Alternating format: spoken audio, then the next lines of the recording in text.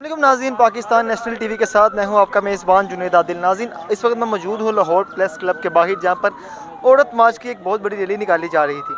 इस वक्त यहां पर स्टेट यूथ पार्लियामेंट की जानिब से भी एक रैली निकाली गई है औरत मार्च के मुकाबले में, क्योंकि इनका कहना था कि ये इस दिन को डॉक्टर आफिया सिद्दीकी के दिन से मनाएंगे।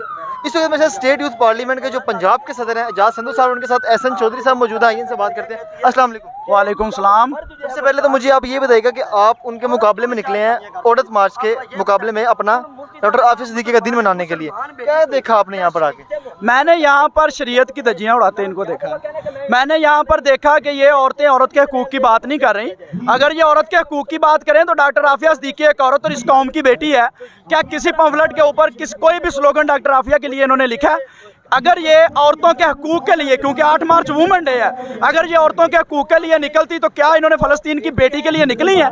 क्या ये स्विट्ज़रलैंड के उस घटिया कानून के लिए निकली हैं जो आज उन्होंने पास किया अपनी असम्बली में कि कोई भी मुसलमान औरत पर्दा नहीं कर सकती? तो क्या ये औरत के हकूक़ दबाने की बात नहीं हो रही? लेकिन क्या ये मोदी के खिलाफ निकली हैं? कोई एक नारा मुझे दिखा दें जो इन्होंने मोदी के खिलाफ लगाया हो। कोई एक नारा जो इन्होंने इंडियन आर्मी जो फाशिस्ट वहाँ पर औरतों के साथ रेप कर रही है, हमारी बेटियों की इज्जतें बमाल कर रही है, कोई एक नारा मुझे दिखा दें। अगर आपको यहाँ पर औरत के हकूक़ नजर नहीं आए तो माजरत के साथ मैं ये लफ्ज़ कहूँगा कि ये एंटी इस्लाम और एंटी पाकिस्तान 5th जनरेशन वार का एक सिस्टम लॉन्च किया जा रहा है। हमारे लोगों को फांसी की तरफ प्रमोट किया जा रहा है। अगर औरत के हकूक़ की बात करते हैं, हमारे साथ हैं। हम यहाँ पर उस दिन खड़े थे जिस दिन जो अक़लीती बरादरियाँ यहाँ पे खड़ी हैं। हज़रत ईसा अलैहिस्सलाम की शान में मारवी सरमद ने गुस्ताखी की थी। सबसे पहला प्रोटेस्ट मैंने किया था, लेकिन मुझे इनमें से कोई एक औरत भी नज़र नहीं आई थी। अल्हम्दुलिल्लाह हम अपने पाकिस्तान की अक़लीतों के भी साथ हैं, वो भी हमारे साथ यहाँ पर रहती हैं। उनके तमाम तहफ़्ज़ात का ख्याल रखा जाता है। लेकिन जो माहौल ये क्रिएट करना चाहती हैं, माजरत के साथ, ये एक बहुता सिस्टम है। जो इनकी सोच तो है, लेकिन ये मर जाएंगी, जलील हो जाएंगी, कभी भी पाकिस्तान में इंशाल्लाह चलने नहीं देंगे। ये खवातीन कहती हैं कि रेप होता है, उसके बाद डोमेस्टिक वायलेंस होती है। अगर देखा जाए तो हम लोग भी उसकी मजम्मत करते हैं, लेकिन जिन हकूक़ की ये बात करती है कि आपको लगता है कि ये हकूक़ इन्हें वाकई नहीं मिल रहे इस इस्लामी मुआशरे में? बहुत अच्छी बात की है, औरतों के साथ ज़्यादती हो रही है। मैं इस चीज़ पे ये कहता हूँ कि मैं इनसे मुतालबा करता हूँ, ये हमारे साथ खड़ी हूँ। जिन जिन लोगों पर फर्द जुर्म आयद है, औरतों के मामले में जिनके साथ ज्यादती हुई है और जो मुजरम जेल के अंदर है, हम हुकूमत वक़्त से मुतालबा करते हैं सरेआम सबको लटकाओ।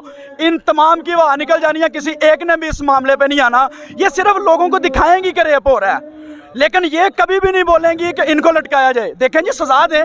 रेप को आपने ख़त्म करना है तो लटकाएं ना उनको। क्यों मुजरम ये लटकाने भी नहीं देती? और मज़े की बात बताऊं, इनको सपोर्ट करने वाले फवाद डब्बू साहब और शीरी मज़ारी, इन दोनों ने इस कानून की मुखालफत की थी। आपको याद होगा जब असम्बली में यह कानून पेश किया गया कि रेप के केस वालों को लटका दिया जाए, उस वक़्त इन्होंने अली मोहम्मद खान की मुखालफत दो लोगों ने की थी, फवाद डब्बू ने जो वज़ीर साइंस एंड टेक्नोलॉजी है, और शीरी मज़ारी ने, और वो दोनों इनकी सरपरस्ती आला हैं यहाँ पर। ये लोग जो इन्होंने प्ले कार्ड्स अपने हाथों में थाम रखे हैं, उनके ऊपर तरह तरह की तहरीरें लिखी हुई हैं। आप उनकी कितनी ऐसी तहरीरें हैं जिनसे आप जो है वो इत्तेफाक करते हैं और कितने से आप इख्तिलाफ रखते हैं? देखें जी, तहरीर अच्छी लिखी हो लेकिन गलत हाथ में आ जाए ना तो वो तहरीर नहीं रहती। अगर ये पर्दे में आकर, इनकी बहुत सारी तहरीरें हैं, मैं तो कहता हूँ इनकी तहरीर के साथ हम खड़े हैं। ये खुद अपनी तहरीर पे खड़ी नहीं है। ये अपनी औरत की ज्यादती वाली तहरीर पे खड़ी हो ना, ये खुद खड़ी नहीं है।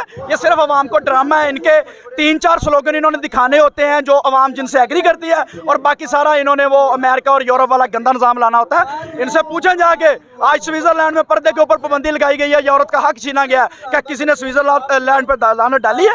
किसी ने मजम्मत की है? किसी ने मोदी को गाली दी है? किसी ने इसराइल को दहशतगर्द कंट्री कहा? आप जाएं, इंटरनेट उठा के देखें, रोड के ऊपर फलस्तीनी बच्चों को शहीद किया गया, रोड के ऊपर फलस्तीनी बेटियों माओं की इज्जतें लूटी गई। लेकिन माजरत के साथ ये घटिया औरतों को एक भी वो इसराइली नजर नहीं आया, एक भी उनका फौजी नजर नहीं आया जो हमारी बहनों और बेटियों की इज्जतें लूटता है। ये घटिया औरतें यहाँ पर अपना जिस्म दिखाने के लिए आ गई हैं। हम इस हुकूमत पाकिस्तान से मुतालबा करते हैं, हम यहाँ पर कश्मीर रैली निकालते हैं, कोई सिक्योरिटी नहीं होती। हम फलस्तीन रैली निकालते हैं, कोई सिक्योरिटी नहीं होती। आज आधे लाहौर को बंद कर दिया गया है, सिर्फ ये इन्वेस्टेड कुत्ते जो यहाँ पे आके खड़े हुए हैं इनके गलीज नारों को फैलाने के लिए। अमेरिका, ये सारी फंडिंग इन्हें बाहर से है। अगर इन्हें बाहर से फंडिंग ना होती तो ये इस्लामी जमहूरिया पाकिस्तान में पाकिस्तान की बात करती, ये अमेरिका और यूरोप के उस गंदे कल्चर की बात ना करती। हमने भी जो चीज़ देखी है, जो इनकी तहरीरें हैं, इनके ऊपर बहुत सी ऐसी बातें लिखी गई हैं जो शायद हम देख भी नहीं सकते, और जो घर बैठी हमारी फैमिली है, हमारी बहनें हैं, वो भी नहीं देख सकती। इतने इतने बुरे अल्फाज जो है कि उनके ऊपर तहरीर किए गए हैं। तो क्या वजह, आपको क्या लगती है, कौन सी ऐसी वजह जिसकी वजह से ये लोग बाहर निकलते हैं और एक प्रोपागेंडा करते हैं? पैसों के लिए निकलते हैं। जो तहरीरें इन्होंने लिखी है ना, मज़े की बात है, वो हक़ अपने बाप और अपने भाई से मांगती हैं। और बड़ी ही मज़े की बात है कि इनके बाप और भाई साथ आए हैं इनको गाड़ियों में लेके। बाप ड्राइवर है, भाई साथ बैठा है, और बेटी आके यहाँ पे लोगों को कह रही है कि मेरा बहुत बड़ी तादाद मौजूद है। मेरा बाप मुझे नहीं दे रहा, मेरी बहन जी और भी मौजूद है। देखें कैदरी की बात, ये यूनिवर्सिटीज के देखें इनको, ये सारे यूनिवर्सिटी के वो लोग हैं, कुछ खाने के लिए आए हैं, कुछ फंडेड है। और अगर आप थोड़ा सा इस साइड पे कैमरा लेके जाएंगे तो दिहाड़ीदार लोग आपको मिलेंगे, आप इंटरव्यू करें, जिन्हें चंद पैसे दे के यहाँ पे लाया गया कि आप आएँ और अपने औरतों के हकूक के नाम पर यह गलीज नारों को पाकिस्तान में फैलाएं। स्टेट यूथ पार्लियामेंट को भी आप कहाँ देख रहे हैं इस औरत मार्च के मुखालिफ? अल्हम्दुलिल्लाह हम कामयाब हैं। ये 3 शहरों में निकले हैं, हम पूरे पाकिस्तान में निकले हैं, और मैं यही देखता हूं कि इनका मुकाबला हम करेंगे इंशाल्लाह। और आज भी खड़े हैं हमारे नौजवान, ये कहीं हमारी बहनें खड़ी हैं, ये भी औरतें हैं, लेकिन ये भी आफिया बहन की बात कर रहे हैं। लानत डालता हूं जो आफिया की बात नहीं करते, लानत डालता हूं जो कश्मीर की बात नहीं करते, ये मेरे सामने मौजूद हैं। मैं इन सब पे लानत करता हूं जो औरतों के हकूक के नाम पर मुल्क में औरत के हकूक की बात नहीं कर रही। इनके हाथ में जो पंफलेट है कि औरत को हकूक दो, ये उसकी गहराई में जाके आफिया बेटी की बात नहीं करती, बल्कि अपना पंफलेट बेचने के लिए आई हैं। अच्छा रेट मिलेगा, इन्हें डॉलरों में मिलेगा, और शाम को घर में चले जाएंगी, तैयारियां करेंगी और फिर 8 मार्च को आएंगी। बहुत शुक्रिया। मेरे साथ स्टेट यूथ पार्लियामेंट पंजाब के सदर एजाज संधू साहब मौजूद, और बहुत सख्त मौक़िफ़ था उनका इस औरत मार्च के हवाले से। उनकी जो भी बातें थी वो आपने सुनी। आप उनसे इत्तेफाक करते हैं या इख्तिलाफ करते हैं, हमें अपनी राय से ज़रूर कमेंट सेक्शन में आगाह कीजिएगा। अपने मेज़बान जुनैद आदिल को दीजिए इजाज़त। अल्लाह निगहबान।